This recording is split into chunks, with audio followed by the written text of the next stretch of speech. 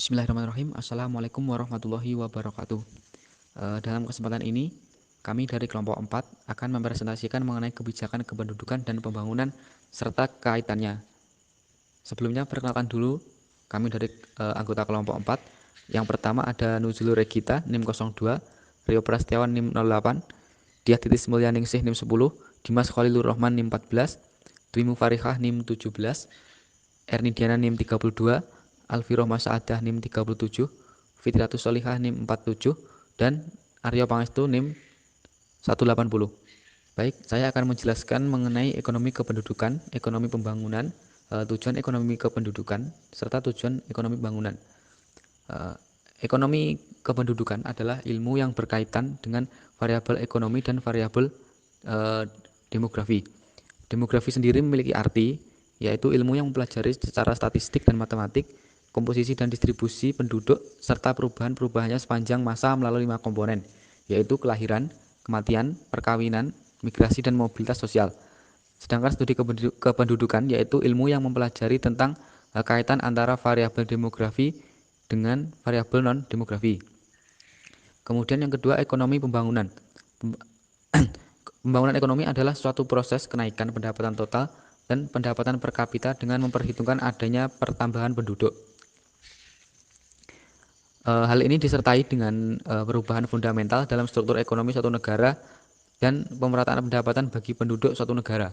Pembangunan ekonomi biasanya tidak dapat lepas dengan namanya pertumbuhan ekonomi. Pembangunan ekonomi biasanya mendorong pertumbuhan ekonomi. Sebaliknya juga, pertumbuhan ekonomi memperlancar proses pembangunan ekonomi.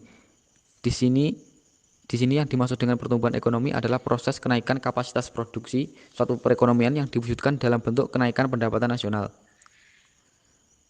Yang ketiga yaitu tujuan ekonomi kependudukan. Tujuan ekonomi kependudukan adalah mengkaji tentang posisi penduduk dalam pembangunan ekonomi. Dalam konteks ini, penduduk dapat diposisikan sebagai pelaku input produksi pada proses pembangunan dan sebagai penikmat atau konsumen dari output hasil-hasil pembangunan. Sebagai input produksi, penduduk merupakan penyedia tenaga kerja dalam proses pembangunan ekonomi. Perubahan-perubahan dalam variabel demografi seperti fertilitas, mortalitas, dan migrasi akan mempengaruhi perubahan-perubahan kuantitas dan sebaran tenaga kerja. Pada tahap selanjutnya, perubahan-perubahan kuantitas dan sebaran tenaga kerja akan mempengaruhi pembangunan ekonomi. Dalam konteks ini dapat dikemukakan bahwa analisis ekonomi ketenagakerjaan pada dasarnya merupakan bagian dari ekonomi kependudukan dalam posisi penduduk sebagai penikmat hasil-hasil pembangunan. Yang terakhir yaitu tujuan ekonomi pembangunan. Tujuan pembangunan ekonomi dalam suatu negara adalah berguna untuk mengatasi masalah keterbelakangan.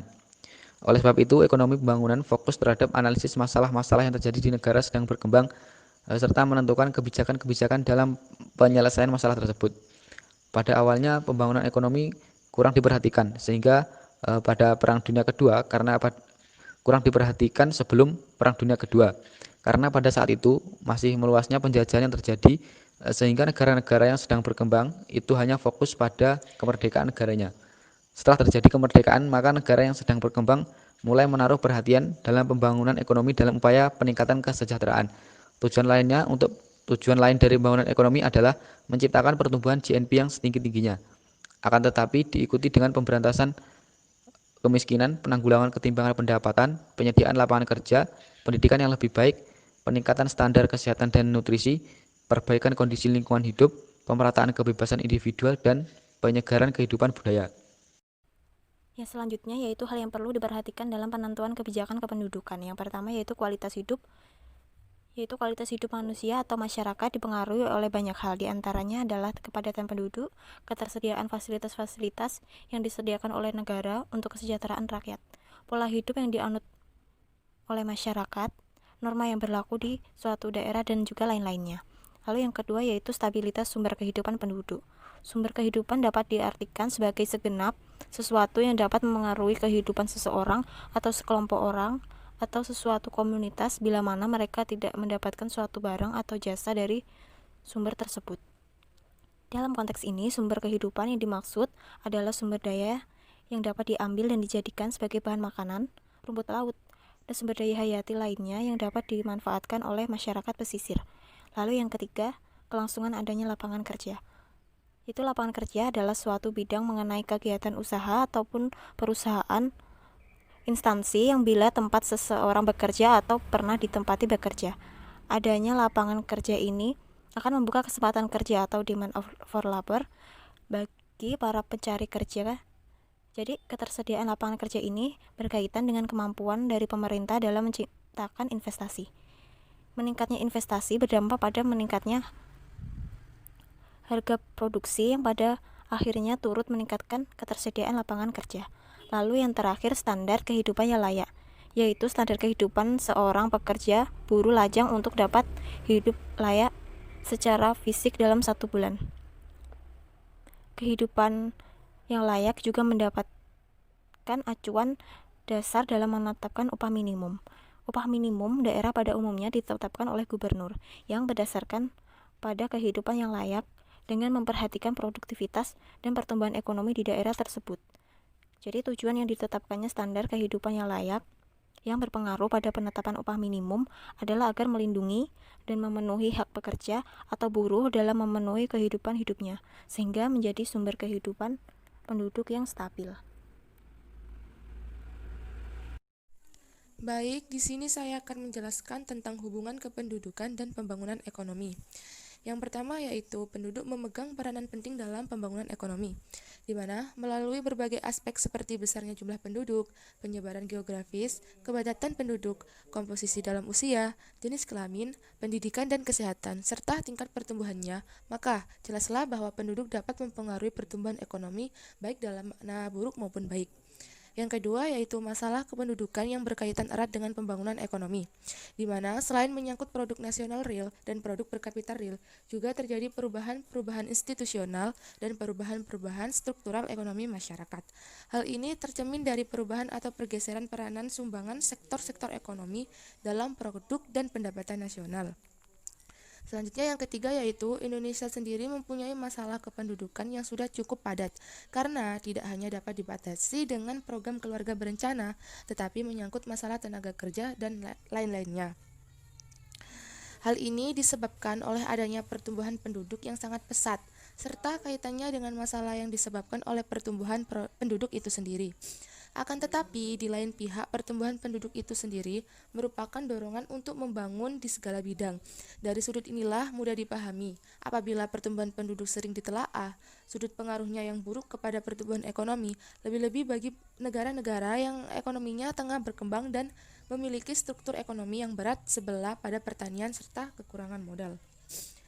Yang keempat yaitu masalah kepadatan penduduk telah lama menjadi pusat perhatian dan merupakan bagian dari sasaran perbaikan dalam strategi pembangunan di Indonesia.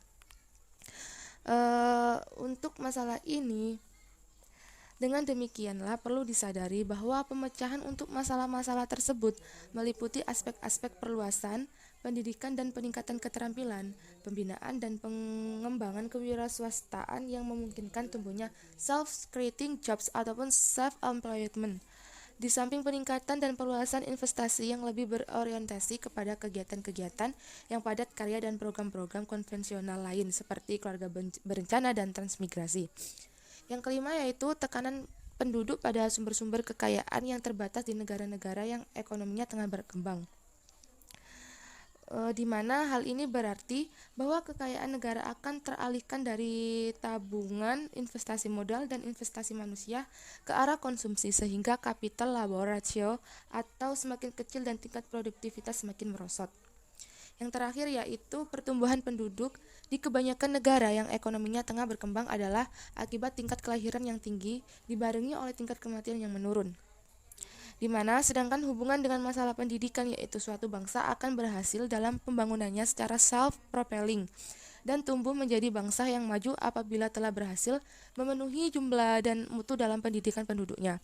Karena pendidikan membentuk manusia-manusia serta membangun pendidikan yang dapat mengembangkan semangat inner will, peningkatan kemampuan diri dan bangsa yang terpencar dalam pembangunan pendidikan mental, intelektual, dan profesional bagi seluruh penduduk dan pemuda Indonesia. Baik, di sini saya akan melanjutkan mengenai penjelasannya, di mana program-program kebijakan kependudukan Di antaranya ada 7. Untuk yang pertama adalah meningkatkan program keluarga berencana sehingga dapat melembaga dalam masyarakat, di mana keluarga berencana itu usaha menurunkan kelahiran dikaitkan dengan meningkatkan kesejahteraan ibu dan anak. Sasaran dari keluarga berencana itu ialah semua kalangan masyarakat dan jangkauan daerah. Tujuan dari keluarga berencana bukan hanya memperbanyak jumlah, tetapi mempertahankan agar keluarga-keluarga penerima tetap melaksanakan keluarga berencana.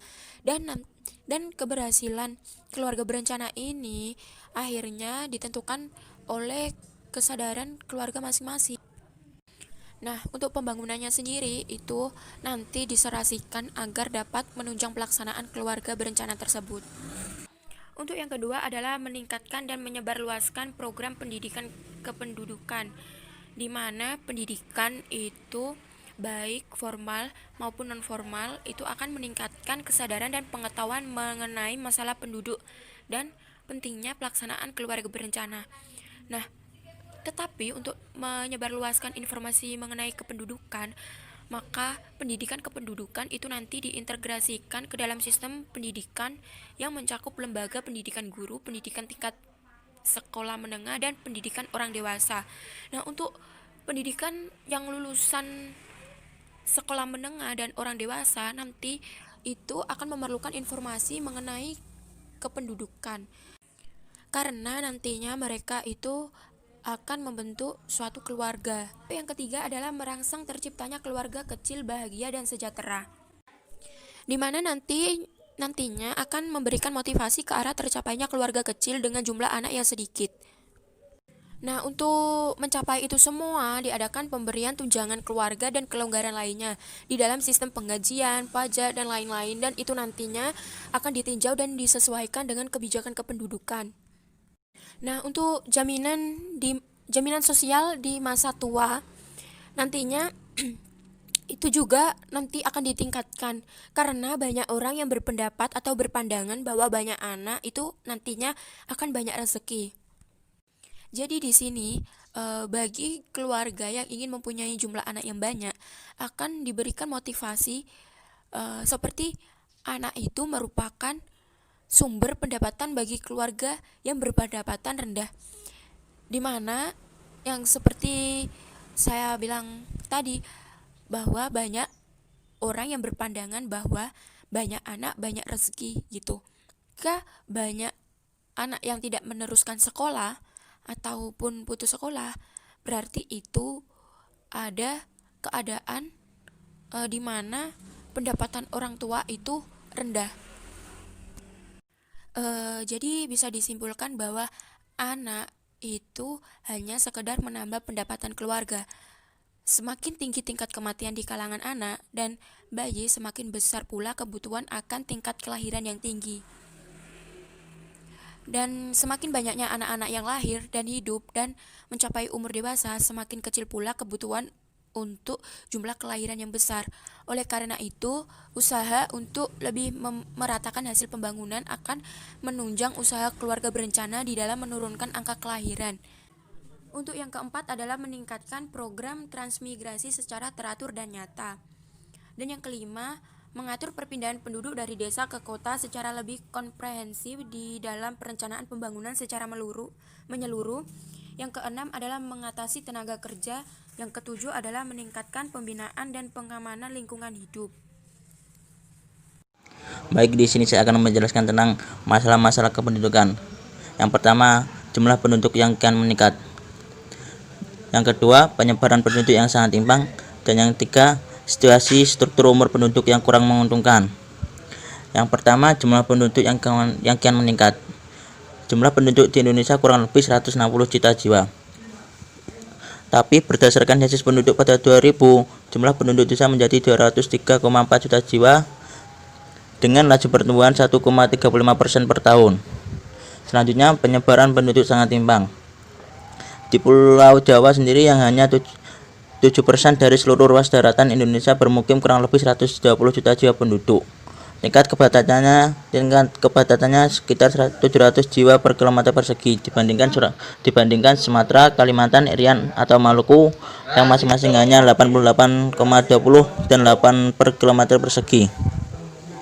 Dan yang ketiga, situasi struktur umur penduduk yang kurang menguntungkan.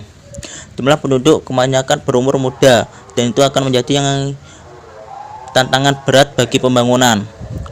Menurut sensus penduduk pada 2000, struktur umur penduduk dikelompokkan dalam 3 kelompok, yakni kelompok umur muda dari umur 0 sampai 14 tahun 36,6%. Dan yang kedua, kelompok umur produktif umur 15 sampai 64 tahun dari 59 sampai 6%. Yang ketiga, kelompok umur tua sama dengan 60 tahun 3,8%.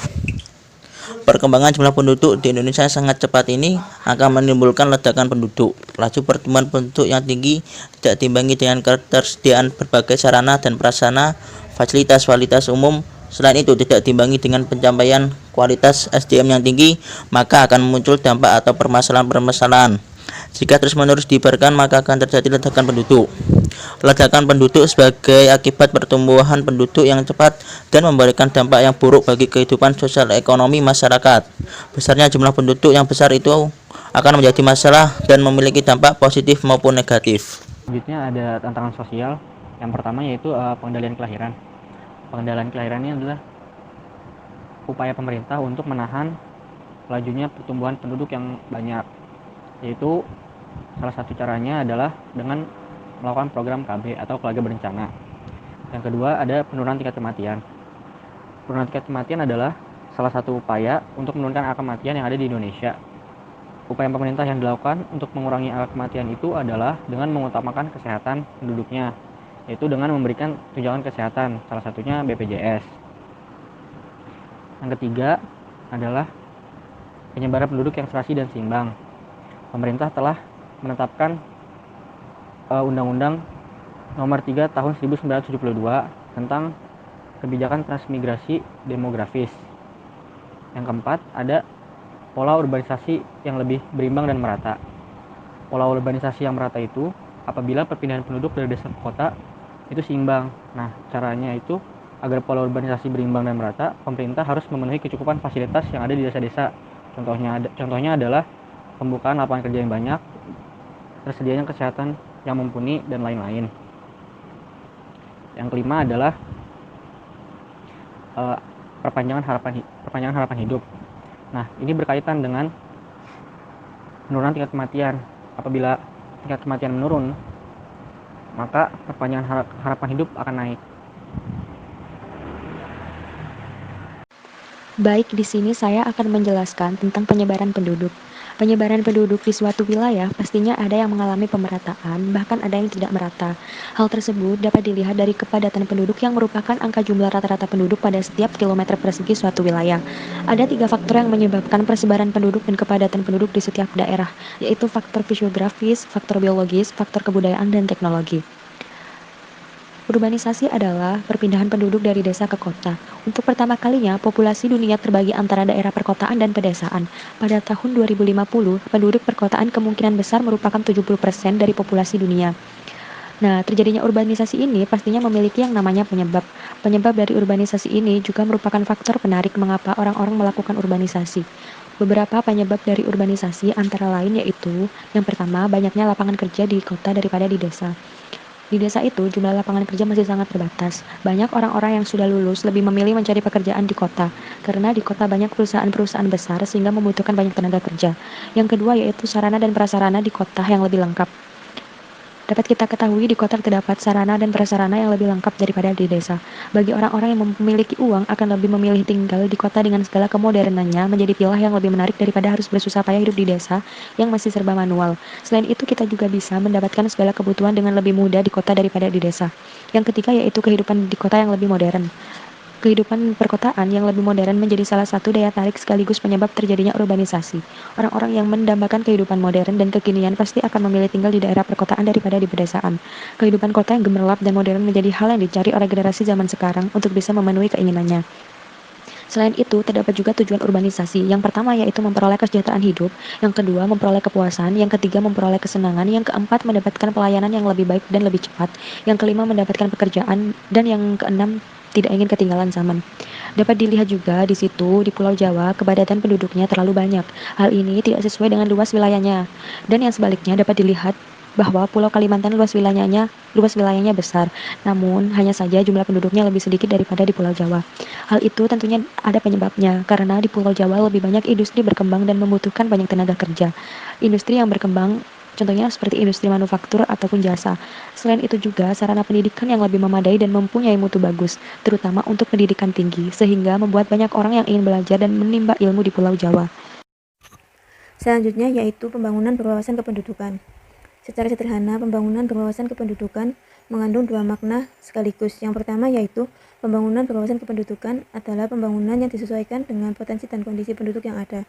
Penduduk harus dijadikan titik sentral dalam proses pembangunan. Penduduk harus dijadikan subjek dan objek dalam pembangunan. Pembangunan adalah oleh penduduk dan untuk penduduk. Makna kedua dari pembangunan berwawasan kependudukan adalah pembangunan sumber daya manusia. Pembangunan lebih menekankan pada peningkatan kualitas sumber daya manusia dibandingkan dengan pembangunan infrastruktur semata-mata. Memang, mempergunakan strategi pembangunan berwawasan kependudukan untuk suatu pembangunan ekonomi akan memperlambat tingkat pertumbuhan ekonomi. Namun, ada suatu jaminan bahwa perkembangan ekonomi yang dicapai akan lebih berkesinambungan atau sustainable. Sebaliknya, pertumbuhan ekonomi yang tinggi hanya akan membawanya pada peningkatan ketimpangan pendapatan. Industrialisasi dan liberalisasi yang terlalu cepat akan meningkatkan efisiensi dan produktivitas, tetapi sekaligus juga meningkatkan jumlah pengangguran dan setengah menganggur. Dimensi kependudukan. Dimensi kependudukan dibagi menjadi 3. Yang pertama yaitu penduduk merupakan pusat dari seluruh kebijakan dan program pembangunan yang dilakukan. Dalam GBHN, dengan jelas dikemukakan bahwa penduduk adalah subjek atau objek pembangunan. Sebagai subjek pembangunan, maka penduduk harus dibina dan dikembangkan agar mampu menjadi penggerak pembangunan. Yang kedua, keadaan penduduk yang sangat mempengaruhi dinamika pembangunan yang sedang dilaksanakan oleh pemerintah. Jumlah penduduk yang besar, jika diikuti dengan kualitas penduduk yang memadai, merupakan pendorong bagi pertumbuhan ekonomi. Kemudian yang ketiga yaitu dampak perubahan dinamika pendudukan baru akan terasa dalam jangka yang panjang. Karena dampaknya baru terasa dalam jangka waktu yang panjang, seringkali peranan penting penduduk dalam pembangunan terabaikan. Selanjutnya yaitu mengenai mengintegrasikan kependudukan dalam perencanaan pembangunan. Pembangunan kependudukan adalah pembangunan sumber daya manusia. Berbagai studi dan literatur memperlihatkan bahwa kualitas sumber daya manusia memegang peranan penting dalam mendorong pertumbuhan ekonomi suatu negara. Dalam jangka pendek, investasi dalam sumber daya manusia tampak sebagai suatu upaya yang sia-sia. Namun, dalam jangka panjang, investasi tersebut justru mendorong pertumbuhan ekonomi. Pertumbuhan penduduk dibagi menjadi 2 bagian, yaitu pertumbuhan penduduk masa lalu, pertumbuhan penduduk per tahun antara 1965 sampai 1980, dan pertumbuhan penduduk pada saat ini, yaitu pertumbuhan penduduk per tahun antara 1980 sampai 1989. Pembagian ini dilakukan untuk mengetahui dampak jangka pendek dan jangka panjang dari pertumbuhan penduduk itu terhadap pertumbuhan ekonomi. Studi tersebut menemukan hubungan bahwa pertumbuhan penduduk yang tinggi antara tahun 1980 sampai 1989 berhubungan dengan rendahnya GNP per kapita pada tahun 1989 dan berhubungan dengan rendahnya pertumbuhan GNP antara 1980 sampai 1989. Demikian pula berbagai studi dan literatur memperlihatkan bahwa investasi dalam kesehatan dan pendidikan dalam jangka panjang berdampak positif pada pertumbuhan ekonomi. Dalam mengintegrasikan dimensi penduduk dalam perencanaan pembangunan daerah, maka manfaat paling mendasar yang diperoleh yaitu besarnya harapan bahwa penduduk yang ada di daerah tersebut menjadi pelaku pembangunan dan penikmat hasil pembangunan. Itu berarti bahwa pembangunan berwawasan kependudukan lebih berdampak besar pada peningkatan kesejahteraan penduduk secara keseluruhan dibandingkan dengan orientasi pembangunan ekonomi, yaitu berorientasi pada pertumbuhan. Dalam pembangunan berwawasan penduduk, ada suatu jaminan akan keberlangsungan proses pembangunan. Pembangunan berwawasan kependudukan menekankan pada pembangunan lokal. Perencanaan berasal dari bawah atau bottom up planning disesuaikan dengan kebutuhan dan kondisi masyarakat lokal. Yang penting adalah melibatkan masyarakat dalam proses perencanaan. Sebaliknya, orientasi pembangunan pada pertumbuhan ekonomi yang tinggi akan membawa pada peningkatan ketimpangan pendapatan.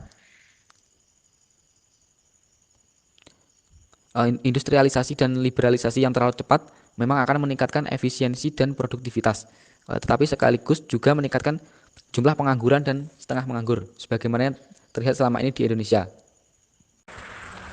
Studi kasus.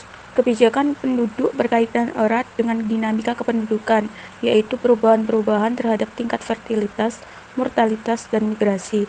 Kebijakan kependudukan di Indonesia merupakan salah satu bentuk upaya pemerintah untuk mengatur pengendalian jumlah pertumbuhan penduduk. Macam-macam kebijakan kependudukan, transmigrasi, dan program KB. Kebijakan kependudukan Indonesia telah diatur dalam GBHN yang meliputi bidang-bidang kependalian kelahiran, penurunan tingkat kematian, terutama kematian anak-anak, perpanjangan harapan kerja, penyerapan penduduk yang lebih serasi dan seimbang, itu mengatur tentang hukum perkawinan. Contoh kasus. Di Kalimantan Utara menjadi provinsi baru di Indonesia.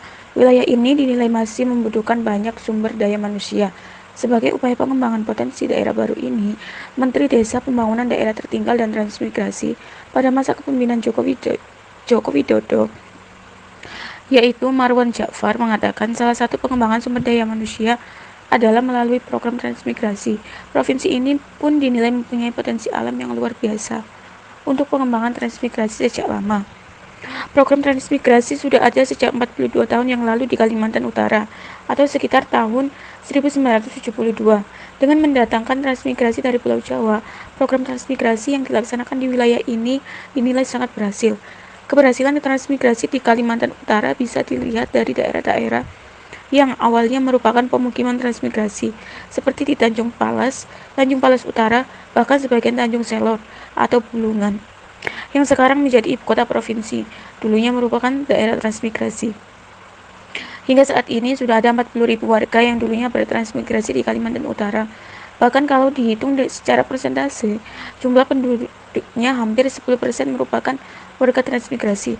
Salah satu faktor keberhasilan program transmigrasi di Kalimantan Utara diantaranya adalah kesuburan tanah, kemudian ketersediaan lahan dan lapangan pekerjaan, serta yang paling mendasar adalah sikap masyarakat lokal yang sangat menerima kehadiran para transmigrasi yang mayoritas datang dari Pulau Jawa.